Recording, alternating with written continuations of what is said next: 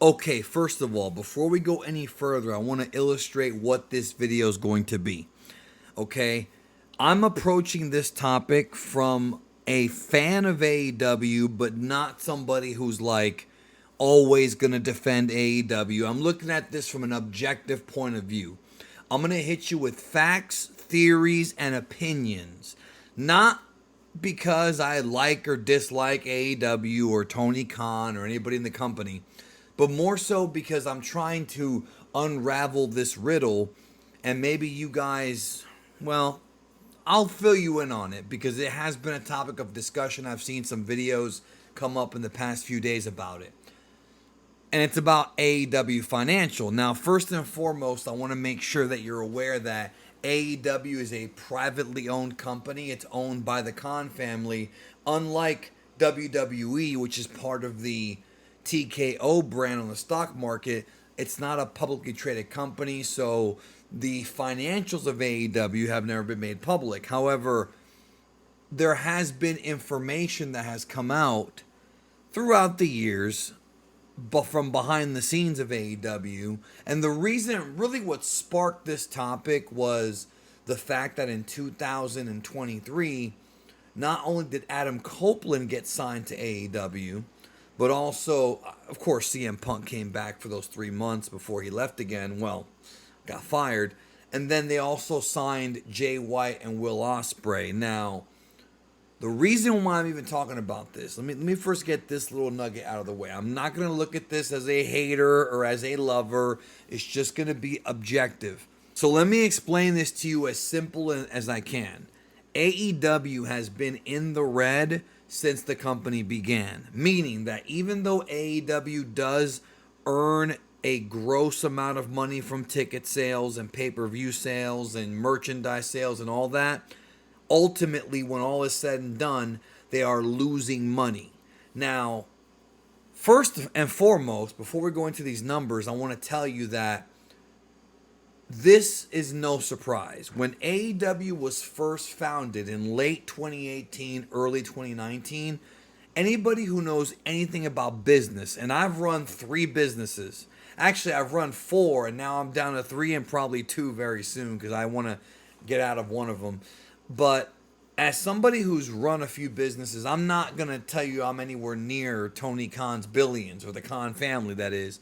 But when you open a business, a lot of times you're going to operate with a net loss for a few years, especially in the wrestling business. Same thing happened with TNA and other companies. So when AEW started back in 2019, Tony Khan and the rest of the people there, they knew they were going to lose money at first.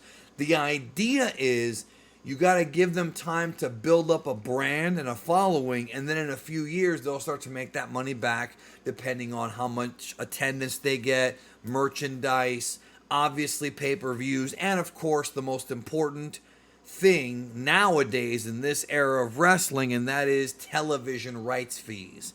And luckily for AEW, they got relatively early on in the company's lifespan, they got that deal with TNT. And because of that, that's really what's been keeping AEW afloat. And that's a good deal. I'm not even saying it's not a good deal. But going forward, there are a lot of guys in AEW that are in the company making incredible amounts of money. Incredible amounts. Like WWE pays guys well. AEW pays guys as good, if not better, and you get to work less, depending on who you are. There are multiple guys in AEW who are making, give or take, near or close to what Brock and Roman Reigns were making. Now, some of the information that I have was given to me by a very close source, someone very close to AEW, very high up, but he's not so involved anymore, but he used to be at one time. So I know, based on what he told me, and I think it's true, that Chris Jericho, Jon Moxley, and CM Punk all were getting paid $5 million a year. Now, that's what Brock was getting paid a few years ago when he was doing 6, 7 matches a year when he was a part-time guy. That's a big chunk of change. Now, I want to make something clear. That's information I got from 2021. This is before John Moxley renegotiated his contract last year and got a renewal. This is before the Young Bucks and Kenny Omega got their new contract. So that's obviously changed. I was told that Omega was making $3 million and the Bucks were making about $2 million each. So it's $4 million for the whole, for both of them together. But they weren't making what John Moxley, CM Punk, and Jericho were making. Now, once again, I want to tell you, this information is secondhand information. I don't have access to AEW's numbers, so it may not be correct, but I trust this person. Now, how much did Edge cost? You have to figure Adam Copeland is not going to be coming in for less than at least $2.5 million. Bryan Danielson, I was told, at about $3 million as well. 2.5 to 3 million. So that's already a lot of guys making really good money. I have no idea how much Hangman Page makes or Swerve Strickland. I have no clue. And I don't know how much Edge makes, but I'm guessing it's that much. Now they just signed Will Ospreay. Here's a guy who, for a long time, said he did not want to sign because he did not want to live in the United States. He said that. He said he'd rather be an overseas wrestler. But apparently they're going to make either a special deal with him where he has to come work America or he can fly from the UK over.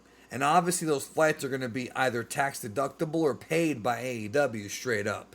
So there's a lot of interesting theories going around. Now, on top of that, you have to also remember that AEW created a new video game, AEW Fight Forever. Now, there were reports that came out that AEW paid $10 million to make that game. The reason being because they wanted to have it their own sort of engine they wanted to create an engine from scratch.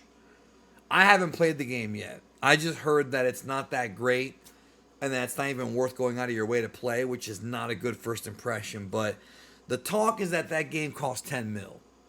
That's a lot of money, man. And yes, the Khan family is loaded.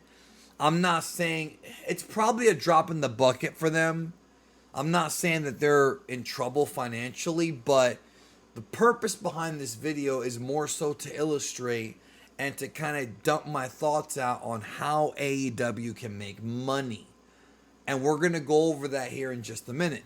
Now, 2021 was AEW's best year as far as like momentum goes and, attention on the company. But this is the year they did All In Wembley.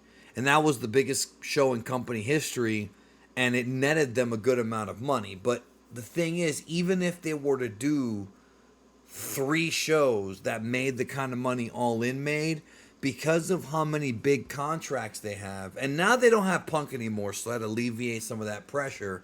But whenever they sign someone from WWE, that person's probably going to make as much as they made in WWE, but usually more. It's a very competitive rate.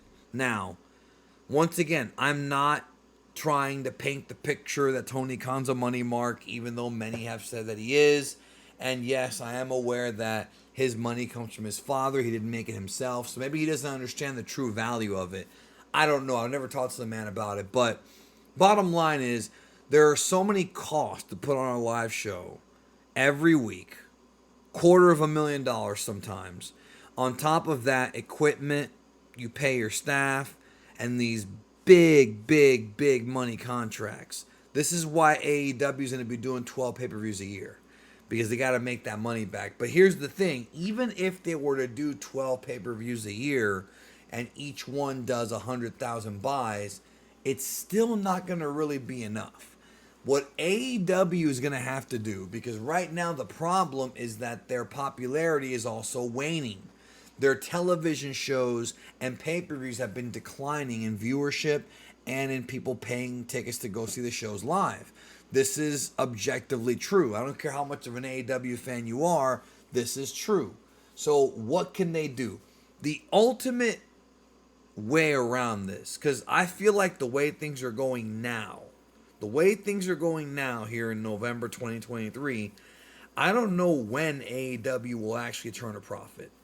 Usually when you go into business, you have like a chart and you have like a plan where you say, okay, I'm willing to lose this much for this long, but at some point, I'm going to have to make a profit or start getting closer to making a profit to at least break even. That's logical business. So when Tony Khan first started AEW, he may have said, okay, well, we're going to lose money for the first 5 years and then we'll start making it after. Now, 2023, guess what? Next year will be 5 years. So it's already, if that's what he said, we're already there. Maybe he said 10 years. But the thing is, AEW being this money pit, even though it is a tax write-off for the Khan family, even though they're going to be all right because they own so many different football teams and sports teams, it's still not a good look. You don't want any company you're running to be failing. Then again, TK may not care. He might be in this for reasons other than making money. But the only way for AEW to make a good profit is not just the company getting hot. If they get hot, like really hot, like if they start doing over 1 million every week, like if they start gaining like WWE has been doing, if they start doing 2 million a week, they'll probably be okay. But what I'm talking about is from a deal with Warner Brothers Discovery, a new TV rights deal, and maybe a streaming deal. If they can get a good, solid deal from HBO Max, there's been rumors about this now for months that they're going to be bringing AEW on and onboarding them on their sports package next year in 2024. If that deal is lucrative enough, I could see AEW turning a profit in the next 2 years. If it's not, and it'll be totally up to Tony, he's got the numbers. I'm not working for his company, but if they don't get a good TV deal, they're going to have to figure something out because obviously the company, like Tony Khan loves hiring people.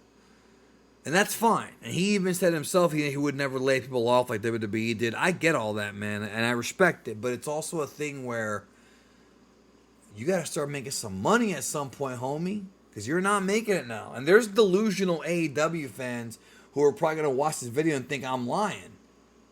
I have no reason to lie about this. AEW has not made a profit since starting. And the company's much bigger now than it was when it first started. There's extra television times now.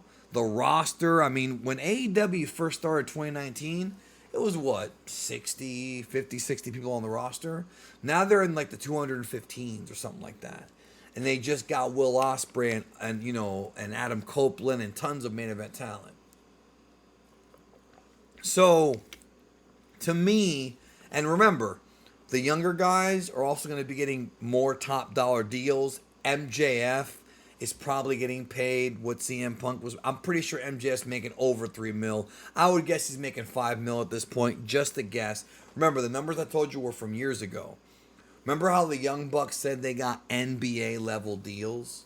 Whatever that means. So basically what I'm telling you is that these guys are making more in 2023 than what they made in 2021. But AEW has more money coming out of it. And I'm guessing the whole plan is stack the company up, give us attention, and we'll do it. The problem is they've already been in business for 4 years. Like, how much more is this company going to grow? Well, it can, but it's going to take time.